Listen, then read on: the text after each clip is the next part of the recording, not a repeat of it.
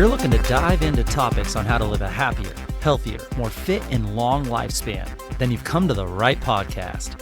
LIvin the Dream with me, Coach Damian Evans. Together, we will explore the topics on all things health, fitness, and wellness. Together, we will be lifelong learners on this journey to living the ultimate dream. What up, Dream Team? Coach D here, coming at you from beautiful sunny San Diego, and welcome back to the LIvin the Dream podcast, where we climb up this hump day hill to explore total wellness in order to reach for your goals and in order for you to live your dream life. Today, I've got a message that's going to change the game for anyone that's looking to shed those extra pounds and reclaim their health. If I personally woke up overweight tomorrow and I wanted to do something about it, here's what I would do. There are 5 things that I would start doing that day to start seeing change. The first thing that I would do, step number 1, is I would commit. I would not quit. Commit, don't quit. Getting in shape is not a sprint. It's a marathon. As cliche as it sounds, it's so true. It's going to take time. It's going to take effort, and it's going to take consistency and dedication. So make a commitment to yourself right now that you're going to give it all that you have for the next 90 days. And remember, quitting is not an option. Stay the course through the ups and the downs, the challenges and the obstacles, and watch the magic happen. Start thinking about, how can I commit? It took me months, or maybe it took me years to put this weight on. So now it's time to commit to hard work and patience for the next 90 days. Whatever you do during these next 90 days, do not quit. If you quit, you will lose. I like to think about wherever I'm at today as a journey. And that journey is like walking into the forest. I walked into the forest for the last however many years to get me to the point that I'm at right now. And if I need to drastically change where I'm at and where I want to be, I might have to go back the way that I came, back to the entrance of the forest, and then take another route. It's going to take time. It's going to be challenging, but do not quit. That's the only way you will lose. Step number 1, commit, don't quit. Step number 2, if I woke up overweight the next day, what would I do? I would cut my portion sizes in half. It would be time to rethink my plate size. Instead of piling my plate high with food, I would start by reducing my portion sizes in half. And trust me, if you do this, you'll be amazed at how quickly the pounds start to melt away when you start eating less. I would start by making all my plates smaller and eating only half of my meals. If I'm overweight and I haven't gone through a bunch of yo-yo dieting where I go on this diet and I lose a bunch of weight and then I gain it all back, and I lose a bunch of weight and I gain it all back, then really the calories that I've been consuming have just been a little too high. If I simply reduce the amount that I normally eat in half and watch the scale, then I might find that my body fat starts to decrease fast. Now, fast isn't always best, and we've talked about this. It gets a little more nuanced because if I have been yo-yo dieting, and I have lost a bunch of weight and gained it back and done that multiple times, then I've probably lost a bunch of muscle in the process. But we've talked about that before, and that requires doing what's called a reverse diet with heavy resistance training and a proper protein amount in order to dig out of that hole. So if I don't have very good muscle mass and I have adapted my metabolism to running very slowly with very little energy expenditure, which is exactly what happens when you cut your calories by a lot and you do a bunch of cardio and you lose a bunch of muscle mass. So that's why step number 2 is a little bit tricky, because if you cut your portion sizes in half, you are cutting calories. And if you are increasing your physical activity, you probably are increasing your intensity of training, and you could lose muscle this way. So it's nuanced. It definitely requires a plan. You must do this with heavy resistance training. You must do this with a high enough protein content. And it must be something that can be done if you haven't gone through a bunch of yo-yo dieting. If you have done yo-yo dieting, if that is you and you go up and down with your weight, big amounts of weight at a time, then you must do your reverse diet first. Get yourself to a healthy muscle mass weight, and that might even include gaining pounds on the scale, which is only one metric. It's not telling you everything. Hopefully you're doing it with muscle. If you do not know how to do this, seeking out a professional that can do this with you is super important. But number 2, cut your portion sizes in half and that weight will drop. So number 3, I would move more and I would sit less. I know. It's harder said than done, and it's been said a million times, but you have to say goodbye to those long hours of sitting at your desk, standing in one place.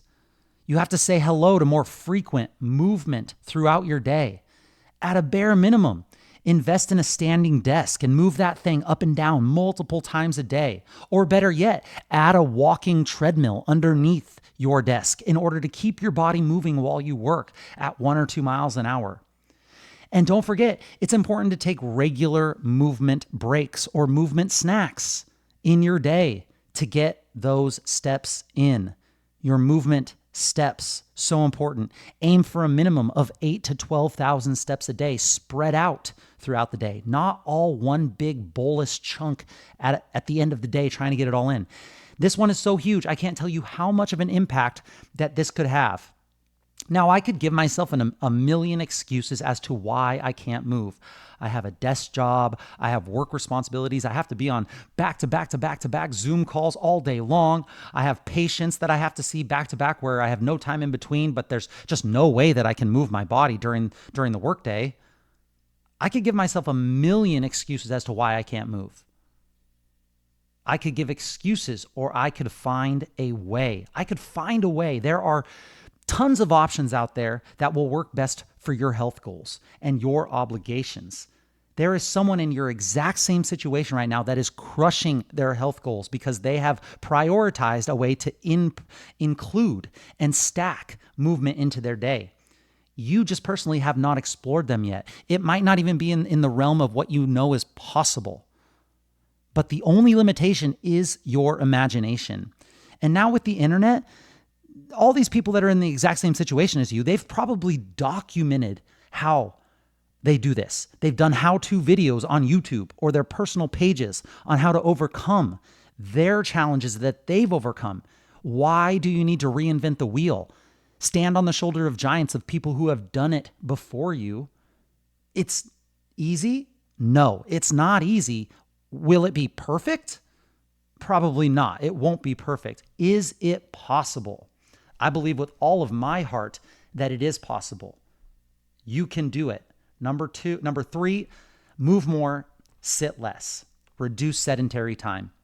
Number 4, reduce sit-down restaurants to a 1 time per week maximum. Go to a restaurant, eat out 1 time per week maximum. Make this sit-down meal intentional by having it on a certain specific date night and not just a random pizza Tuesday. Eating out compounds so many things together that make it so challenging to lose weight. They cook it with oils and fats and sauces and toppings that you have no idea how much of it there is. You don't know how it was prepared, what it was prepared in. The portion sizes are just ridiculous nowadays. You have all the pre-meal appetizers when you go to a sit-down restaurant. You have the chips and salsa, you have the bread, you have the big salad with dressings on it. It's a combination of things. Some people don't even register what they're consuming because it's just part of the experience. You even have all the alcoholic or sugary beverages with multiple refills. Plus you put in zero effort to prepare this food, moving your body to make this food. They say digestion, it starts with the mouth. But personally, I believe it starts with your eyes. Because the moment that you decide to prepare a specific or certain food, when you tell your brain that you're going to be making this thing, your brain then releases certain digestive enzymes that already starts for when the food is input into your system to help break down, to help that breakdown process. Your body is already starting to create these digestive enzymes. But if you're ordering at a restaurant, it just magically appears in front of you. You're usually distracted as well. And all of these factors that we just talked about compound to make it just really challenging to eat in moderation. So if you're looking to lose weight, if you are overweight, if I was overweight, the next day I would reduce my sit-down restaurants to only 1 time per week maximum, maybe not even, maybe 2 or 3 times a month. Number 5, find an accountability partner. This one is the last one on the list, but it is so important. Find an accountability partner and be open and honest about what your goals are with each other. If you're both trying to lose weight, awesome. If you're trying to lose weight, chances are that you've tried most diets and exercises and they don't work, and your accountability partner might have the same exact experience. So get an accountability partner to call you out when you're off track. Get an accountability partner to walk alongside you during your journey, to literally walk alongside you on your movement snacks. Your social environment will be, if not the biggest, it is up there with one of the hugest factors towards your success. Is hugest a word? I don't know, but I'm going to say hugest because that's how much I believe in it. You can have all the motivation in the world, but when your partner likes to party every day, I'm talking about maybe this is your relationship partner. When your partner likes to party every day, when they like to overconsume food and alcohol, and you're not going to be able to willpower your way through that when that is the exposure that you have every day.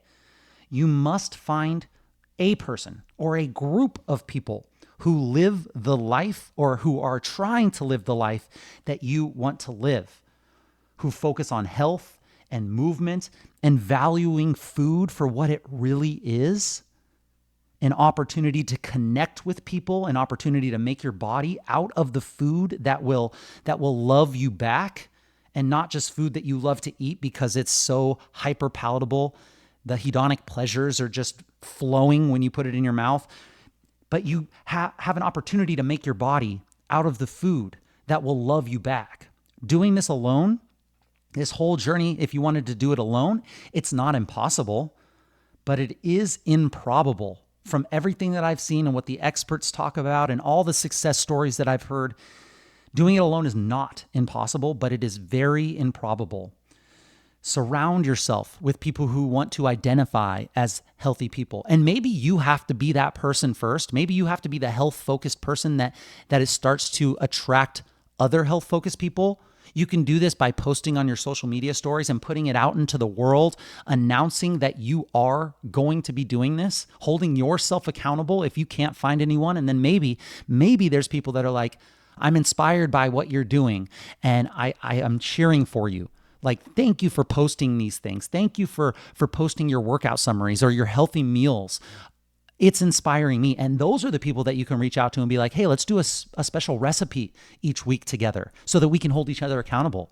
Hey, let's do a walking call and call each other and just update ourselves on a 30-minute update on how our journey is going. And that forces us to get outside and schedule in some moving time throughout our week. Like, anything that can help you pull people in and hold yourself accountable is going to be so powerful here. The 5th and final one is to find an accountability partner. So recap. Number 1, commit, don't quit. Number 2, cut your portion sizes in half.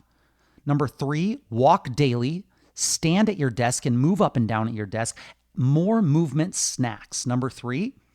Number 4, cut down on sit-down restaurants to only 1 time per week max.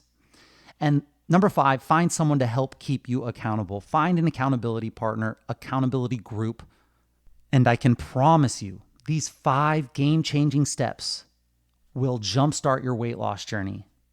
You got this. You can do this. And there you have it, Dream Team. 5 game-changing steps to kickstart your journey to a healthier you. Remember, it's not about perfection. It is about consistent progress. Take these steps one day at a time and watch your life transform before your eyes.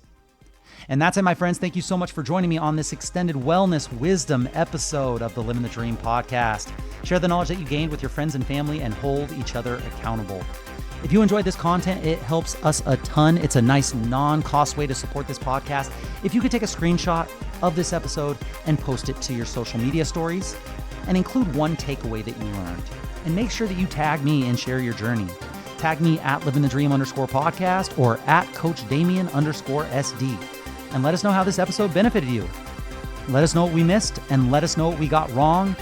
Share with us your realizations about how daily actions may stem from a much deeper-seated root cause and how you can use 5 game-changing steps to jumpstart your weight loss journey. We want to know.